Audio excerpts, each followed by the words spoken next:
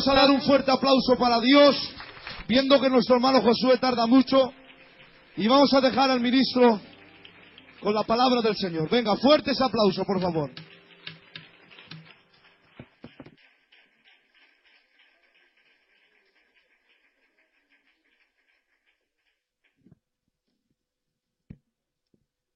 Amén.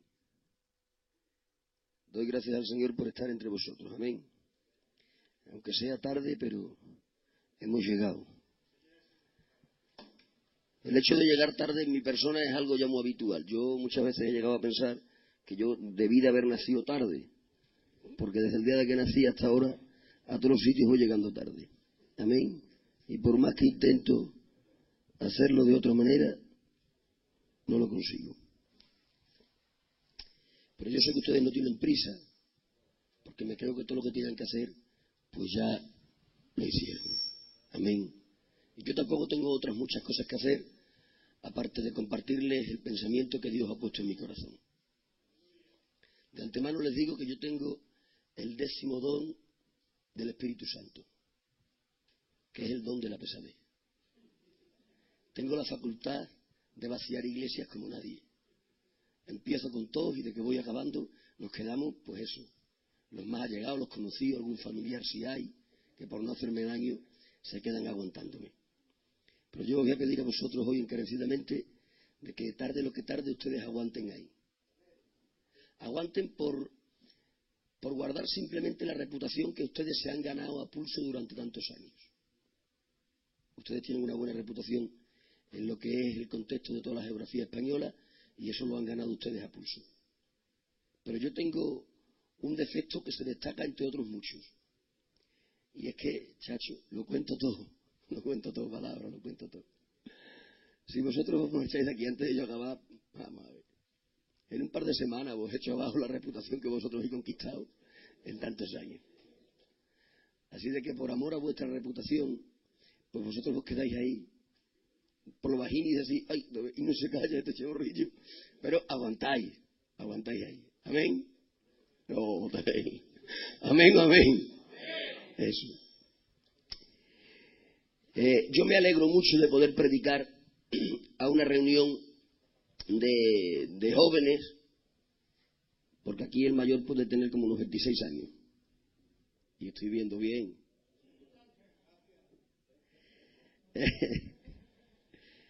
Y me alegro porque tengo un mensaje para la gente joven.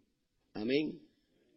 Y porque creo que los que formamos parte de esta generación,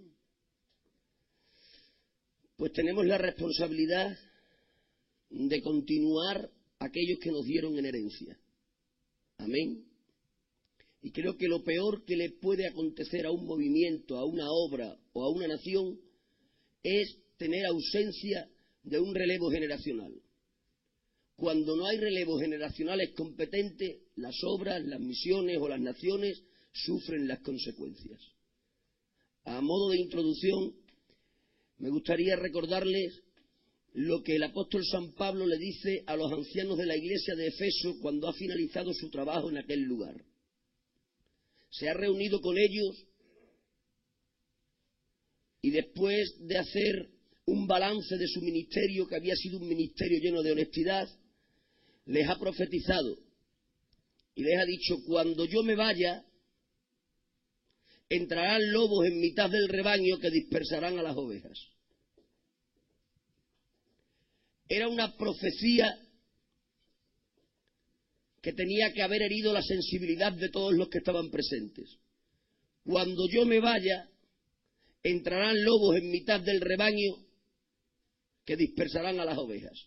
En otras palabras, les estaba diciendo: mientras que yo he estado, no ha visto lobo que se acerque al rebaño. Soy tan competente en mis funciones pastorales o en mis funciones apostólicas que no hay lobo ni demonio que se acerque a 50 kilómetros a la redonda donde pisan mis pies. Mientras que yo he estado, no ha visto lobo que haga daño al rebaño. Pero me temo que cuando yo me vaya, los lobos que yo he mantenido a distancia entrarán en el rebaño y dispersarán a las ovejas. En otras palabras, les estaba diciendo: no os veo competentes. no veo un relevo generacional que ocupe el lugar que yo voy a dejar. Y se cumplió la profecía de San Pablo. Eso aparece en el mensaje a la iglesia de Efeso en el libro de Apocalipsis, donde Dios la tiene que reprender y decirle: tengo contra ti que has perdido tu primer amor. Ahí se cumple lo que San Pablo había predicho. ¿Saben por qué? Porque no hubo un relevo generacional competente. Por eso digo que a mí me llena de ilusión poder predicarles a ustedes y a mí también como parte de ustedes. Porque sé que nosotros sí que vamos a ser competentes, porque amamos esta obra y asumimos la responsabilidad que otros han puesto sobre nuestras espaldas. Amén. Voy a usar como texto base el capítulo 23, 24, 25, 26 y 27 de Crónicas. Evidentemente no vamos a leerlo, resultaría demasiado tedioso y nos ocuparía un tiempo del cual carecemos, pero yo os voy a contar lo que dicen esos 5 capítulos y vosotros como buenos creyentes vos lo vais a creer. Y si alguno tiene dudas, pues después lo mira en la casa, y si yo os he mentido, venís y me decís: hombre, te falta un poco de formalidad. Pero el capítulo 23, 24, 25, 26 y 27 de Primera de Crónicas nos narra cómo el rey David ha hecho lo que es una reestructuración del gobierno que él tiene que gobernar. Ha hecho una reestructuración David que ha alcanzado desde lo que era el mundo religioso en el cuerpo levítico hasta lo que era el mundo civil, pasando por el mundo militar y por el mundo de los funcionarios. Ha reestructurado a Israel. ¿Saben por qué? Porque David se vio obligado a cambiar las estructuras. Por una razón sencilla, porque las circunstancias le obligaron a hacerlo. Porque sin ningún género de dudas, habrá que decir que las circunstancias a través de la historia han obligado a cambiar las estructuras. Pongo un ejemplo para hacerme entender e ir entrando en el mensaje. Me casé hace aproximadamente 16 años después de 5 años de noviazgo. Y me casé bien. Viva el don de continencia.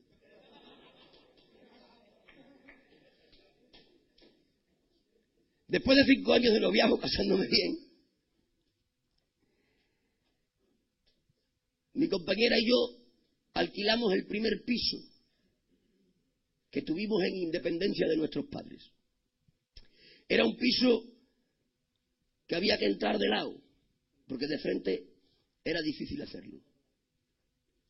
Tenía un cuarto de baño, un comedor, una cocina y una habitación.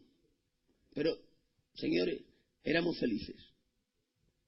Dicen que con 2 que se quieran, 1 que coma, es suficiente. Yo comía los días pares y ella los impares, pero estábamos felices. Éramos 2 en un piso de 50, 60 metros cuadrados y éramos felices. Ha pasado el tiempo y de ser 2 hemos pasado a ser 3. De ser 3 pasamos a ser 4. De ser 4 pasamos a ser 5. Y de ser 5 pasamos a ser 6. Vivan los hombres que saben apoyar a la natalidad de la nación. Cuando acabamos siendo 6, las circunstancias me obligaron a cambiar las estructuras. Las circunstancias de ser 6 en la familia no me permitían seguir en el piso de 50, 60 metros. Y esas circunstancias me obligaron irremediablemente a cambiar las estructuras y buscar un piso de al menos 90 metros cuadrados que tuviese como poco 3 habitaciones para poder dormir. ¿Se dieron cuenta? Las circunstancias me obligaron a cambiar las estructuras. Esto mismo es lo que le pasó a David. Sus circunstancias de su tiempo y de su pueblo le obligaron a cambiar las estructuras bajo las que aquel pueblo tenía que vivir. Para explicar esto voy a hacer un poco de historia del pueblo de Israel. Sabéis vosotros que Israel nació de la Sara y del Abraham. La Sara cuando ya tenía menopausia y había perdido toda la esperanza de ser madre, y el Abraham cuando era un decrépito ya que no tenía fuerzas ni para atarse los cordones, aunque en aquel tiempo no los existían. Pero cuando parecía imposible por naturaleza que estos tuviesen familia, Dios, que es el Dios que anda sobre las aguas y hace fácil lo imposible, tocó la matriz de Sara y de Abraham nació Isaac, de Isaac nació Jacob, de Jacob nacieron las 12 tribus y en aquel momento fueron llevados a Egipto, donde se hicieron una gran nación. Llegó el momento de libertarlos de la esclavitud de Egipto y dice la palabra que Dios levantó a Moisés, le dio un palo y le dijo: vete, haz 11 milagros y rescata al pueblo. Cuando Moisés ha rescatado al pueblo de la esclavitud de Egipto, Moisés se ha encontrado con un pueblo a su cargo y ha entendido Moisés que aquel pueblo necesitaba unas estructuras bajo las cuales vivir, y las estructuras que levantó Moisés eran estructuras que guardaban consonancia con las circunstancias en las que aquel pueblo vivía. ¿Cuáles eran las circunstancias del Israel que gobernó Moisés? Eran las circunstancias de un pueblo peregrino. Era un pueblo que hoy estaba aquí, pero mañana estaba en este otro sitio y al día siguiente estaba en un lugar distinto. Era un pueblo de hoy aquí y mañana allí, que se movía al son que le tocaba la nube de Dios. Entendiendo Moisés que las circunstancias del pueblo eran circunstancias de peregrinaje, montó una estructura de peregrinaje. Por eso es que en el ámbito religioso, cuando él tiene que crear el templo, no crea un templo fijo, sino que crea un templo portátil, el tabernáculo. Era un templo que se plegaba y se desplegaba al antojo. ¿Por qué? Porque tenía que guardar consonancia con las circunstancias de peregrinaje que su pueblo tenía. Es por eso que Moisés, cuando tiene que acampar el pueblo, dice: el arca en el medio, los levitas alrededor, 3 tribus al norte, 3 al sur, 3 al este y 3 al oeste. ¿Por qué les sitúa así? Porque vivían en mitad del desierto, sin amparo alguno. Lo más preciado que tenían era el tabernáculo, donde había oro, plata, piedras preciosas. Y para gobernar aquello y tenerlo a salvo de lo que podían ser los salteadores del desierto, tenían que colocar lo más preciado en el centro y las tribus alrededor. Era una estructura que guardaba consonancia con las circunstancias. Circunstancias de peregrinaje, estructuras de peregrinaje. Ha llegado Moisés con Israel a las puertas de Canaán y se ha muerto. Como todos nos tenemos que morir si Dios no viene antes. Y cuando se ha muerto Moisés, Dios ha levantado a Josué. Josué toma el testigo de Moisés, pero Josué, que es un hombre perspicaz, se ha dado cuenta que el pueblo que él hereda no vive las circunstancias del pueblo que gobernó Moisés.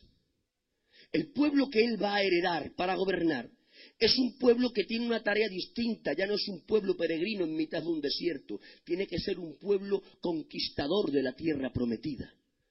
Cambiando las circunstancias, dijo Josué, necesario será que cambien las estructuras. Es por eso que cuando Josué toma el testigo de Moisés y se adentra en la tierra prometida, lo primero que hace es declarar a Gilgal como el campamento base. Desde Gilgal había que salir, conquistar y volver de nuevo a Gilgal. Es por eso que después sigue creando una estructura acorde con las circunstancias de conquista y primero ataca el centro para dividir las fuerzas, después el sur y después el norte y conquista lo que es toda la tierra. Ha cambiado la estructura. ¿Por qué? Porque había cambiado la circunstancia. Circunstancia de conquista, estructura de conquista. Se ha muerto Josué.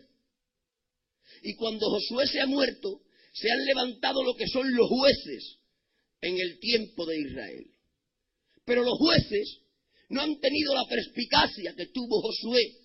Ellos no se han percatado de que ahora las circunstancias que ellos heredaban obligaban nuevamente a un cambio de estructura.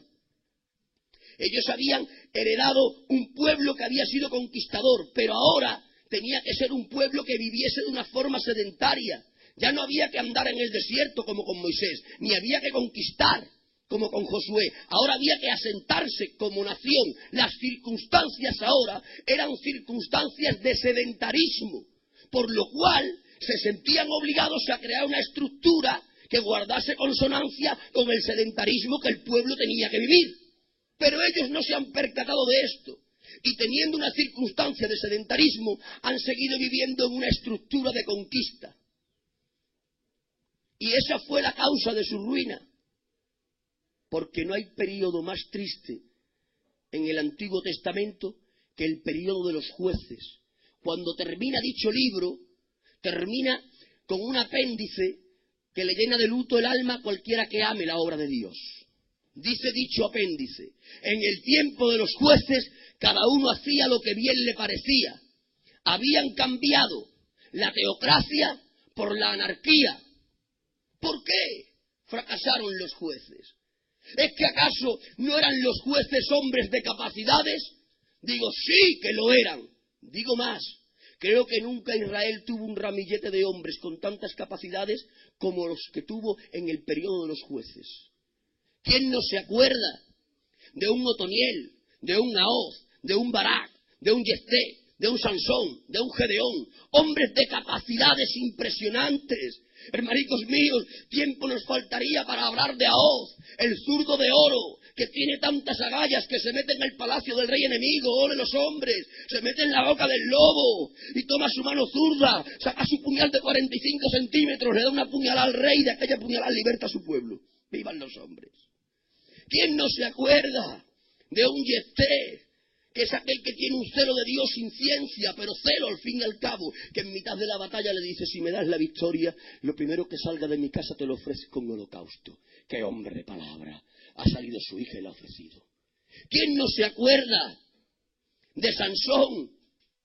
Aquel forzudo como no ha visto otro, que toma las puertas de Gaza, se las echa al hombro y se va al monte con ellas, que toma una quijada de asno y con una quijada de asno mata a 1000 filisteos. ¿Quién no se acuerda de Gedeón, el estratega por excelencia, que con 300 tristes hombres acaba con un ejército innumerable? ¿Eran hombres de capacidades? Digo, lo eran. ¿Por qué entonces fracasan? Porque viven en una estructura equivocada. Y los grandes hombres en estructuras equivocadas pueden impresionar, pero son incapaces de cambiar nada. Amén. Pero se ha terminado el tiempo de los jueces y ha entrado el tiempo de la monarquía. Nos vamos a saltar a Saúl, que era un parche que Dios puso mientras que crecía David. Y de que ha llegado David, que es el verdadero rey designado por Dios. David se ha dado cuenta del error de los jueces y ha dicho: yo no tengo que embarcar o enganchar con los jueces, sino más atrás con Josué. Y se ha percatado que el fracaso de los jueces fue vivir en una estructura de conquista teniendo unas circunstancias de pueblo quieto. Y dándose cuenta de esto, ha dicho: para un pueblo de circunstancias sedentarias necesitamos una estructura de sedentarismo. Y esto es lo que aparece en el capítulo 23, 24, 25, 26 y 27 de Primera de Crónicas. Se ha sentido obligado por las circunstancias a cambiar las estructuras. Creo que ninguno de los que estamos aquí podremos negar una evidencia. Las circunstancias que rodeaban a nuestro pueblo cuando nació esta obra no son las mismas circunstancias que rodean a nuestro pueblo en la actualidad. Han cambiado las circunstancias y por lo tanto será necesario que cambien, se modifiquen o se enriquezcan las estructuras. Y dicho esto, digo una frase que el Espíritu Santo la interprete.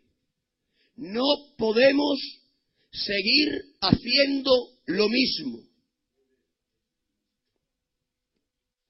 No hemos sido llamados a ser mudas bestias de carga que dan vuelta al mismo molino y sacan siempre el mismo agua. Hubo aguas que ya las sacaron otros, pero tú y yo, como ese relevo generacional, hemos sido llamados a sacar aguas nuevas, a enriquecer las estructuras de nuestra obra, de esta preciosa obra que nos ha dado en herencia. Saben que le tengo miedo a algunas cosas en la vida, pero una de las que más miedo me da es llegar a mayor mirar para atrás y no ver nada. Si yo llego a viejo, miro para atrás y no veo nada, sino lo que ya estaba, mi vida habrá sido un fracaso, un sinsentido, algo absurdo. Pero no hemos sido llamados a llegar a viejos, mirar para atrás y ver lo que ya estaba. Hemos sido llamados a llegar a viejos, mirar para atrás y poder ver el enriquecimiento que le dimos a la estructura de nuestra obra. Y los que deseen eso con todo el corazón, levanten por favor la mano al cielo y griten un poderoso aleluya. No podemos seguir haciendo lo mismo. Y si no podemos seguir haciendo lo mismo, yo voy a empezar a hablar de cosas. Amén. Yo empiezo a decir cosas y vosotros la vais recibiendo. Yo digo que si no podemos hacer lo mismo, no podemos hacer lo mismo desde el principio hasta el final. Es por eso que voy a empezar a hablar como si estuviera loco. Desde los ámbitos pastorales hasta los ámbitos de miembros de iglesia, pasando por mujeres y por obreros. Y voy a hablar de los cambios que las circunstancias nos están obligando a llevar a cabo. Voy a empezar a hablar de la figura pastoral. Me meto conmigo y así ya después me puedo meter con vosotros. ¿Por qué creen ustedes que la figura pastoral no ha cambiado ni ha crecido en 30, 40 años? Los pastores de hace 30, 40 años hacían las mismas cosas que hacemos los pastores de la actualidad.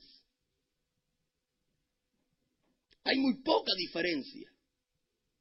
Los pastores de hace 30 años tenían las responsabilidades de predicar el Evangelio, de visitar a los enfermos, de cuidar de los miembros, de enseñar la palabra. Y yo digo, ¿es malo eso? Digo, ¿qué va? Eso es imprescindible, nunca se podrá borrar. Pero también digo, ¿se puede enriquecer eso? Por supuesto que se puede enriquecer. Ahora bien, ¿por qué no se ha enriquecido? No se ha enriquecido porque no ha visto una exigencia de parte de la Iglesia hacia los pastores. La falta de exigencia nos ha acomodado. Alguien dijo, una buena oposición hará un mejor gobierno. Y no le faltaba razón. Pongo un ejemplo para hacerme entender. Tengo 4 hijos, como les he dicho anteriormente. Hasta día de hoy, la mayor tiene 14 años, viven bajo el amparo del gobierno que yo implanto en mi casa. Comen lo que yo y su madre determinamos, visten como yo y su madre les podemos vestir. Pero de que pase el tiempo soy consciente de que mis hijos crecerán y de que crezcan mis hijos me dirán que pueden elegir el menú. Y además de eso me dirán que quieren vestir cierto tipo de ropa y quieren calzar cierto tipo de calzado. Y sus exigencias me obligarán a mí, que soy su padre, a incrementar mi jornada laboral para suplir las exigencias que ellos me hacen. ¿Se dieron cuenta? Sus exigencias me obligaron a enriquecer mi jornada laboral para suplir lo que ellos pedían. ¿Qué hubiese pasado si mis hijos crecen y no me piden nunca nada? Pues que yo me acomodo, no incremento mi jornada laboral, porque como no me exige nadie, ¿a qué me voy a esforzar más? ¿Por qué los pastores no hemos enriquecido nuestra propia figura en nuestras responsabilidades? Porque hemos tenido una iglesia apática que no nos ha exigido más que la ceremonia. Por eso déjenme decirles a los que son miembros de iglesias, exíjanle a sus pastores. ¿Y saben cuál es la primera exigencia que nos tienen que hacer? La primera exigencia que nos tienen que hacer es que los pastores seamos pastores con objetivos claros y conseguibles. Visionarios. Cuando digo visionarios lo digo en esta perspectiva. hombres que tengamos un objetivo claro de a dónde queremos llevar a la iglesia.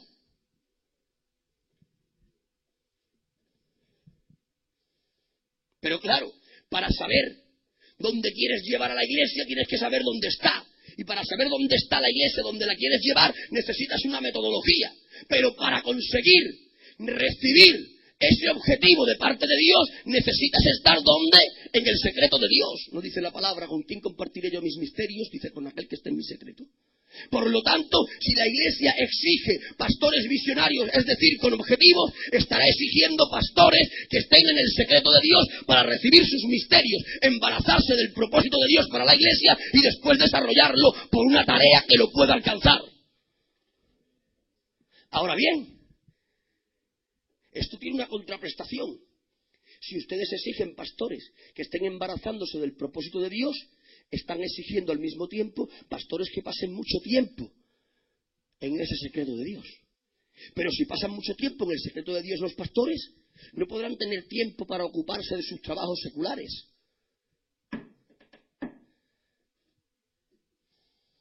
Si queremos este tipo de pastor, él lo dijo, que no lo dije yo. Necesitamos a pastores remunerados a tiempo completo, que no tengamos que perder el tiempo y la vida en los trabajos seculares porque tenemos que alimentar a una familia. Sí, hermanicos, les estoy hablando de pastores, de siervos a tiempo completo, cuyo único trabajo sea el pastorear la grey de Dios. Pero eso conlleva que el ministerio sea remunerado. Que se rasquen los bolsillos, vaya. ¿Pero qué les estoy predicando, generación que viene? ¿Les estoy predicando algo que me he inventado yo de mi propia cosecha?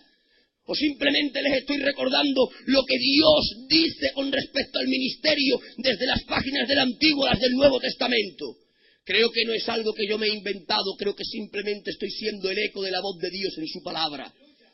Cuando Dios ha decidido instaurar un cuerpo ministerial, ha tomado a la tribu de Leví, se acabó el tiempo de los patriarcas, se ha dicho Dios, ya cada padre no va a ser el sacerdote de su casa, voy a levantar a una tribu ministerial, y levanta a Leví, y cuando levanta a Leví como primera tribu ministerial, le dice Dios a Leví, oye, para ti no hay labranza, para ti no hay ganados, para ti no hay trabajos seculares.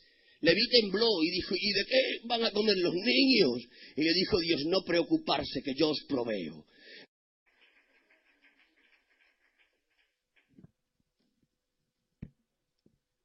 Amén. Doy gracias al Señor por estar entre vosotros. Amén. Aunque sea tarde, pero hemos llegado. El hecho de llegar tarde en mi persona es algo ya muy habitual. Yo muchas veces he llegado a pensar que yo debí de haber nacido tarde, porque desde el día de que nací hasta ahora a todos los sitios voy llegando tarde.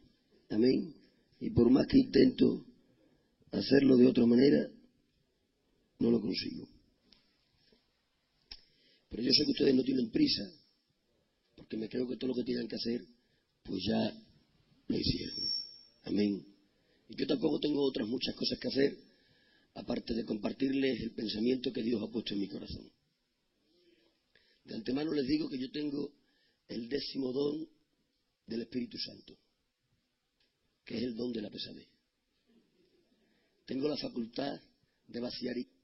No, amén, amén. Eso. Yo me alegro mucho de poder predicar a una reunión de jóvenes, porque aquí el mayor puede tener como unos 26 años. Y estoy viendo bien.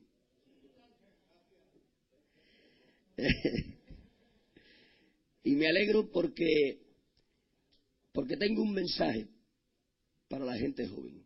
Amén. Y porque creo que los que formamos parte de esta generación, pues tenemos la responsabilidad de continuar aquellos que nos dieron en herencia. Amén. Y creo que lo peor que le puede acontecer a un movimiento, a una obra o a una nación es tener ausencia de un relevo generacional. Cuando no hay relevos generacionales competentes, las obras, las misiones...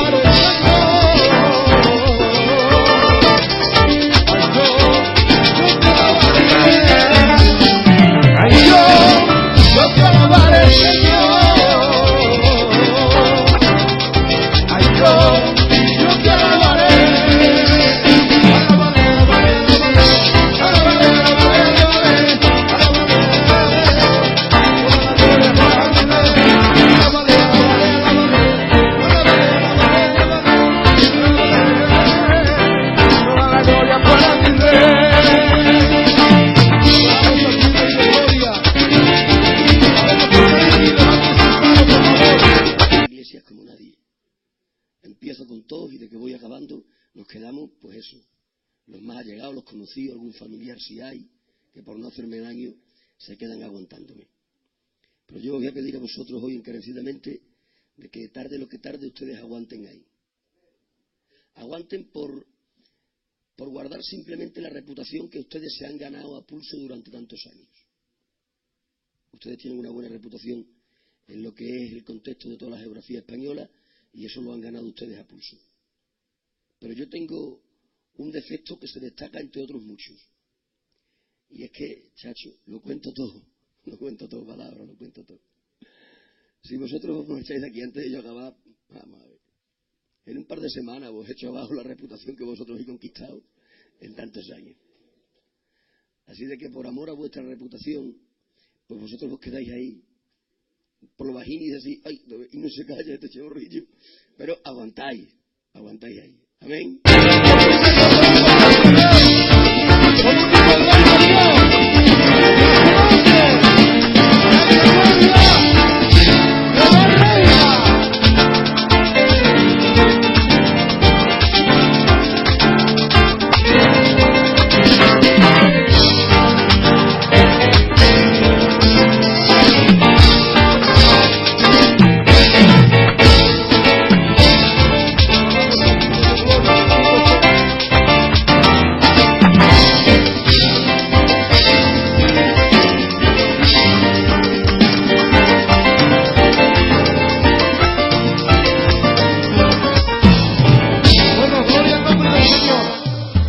Vamos a dar un fuerte aplauso para Dios, viendo que nuestro hermano Josué tarda mucho, y vamos a dejar al ministro con la palabra del Señor. Venga, fuerte ese aplauso, por favor.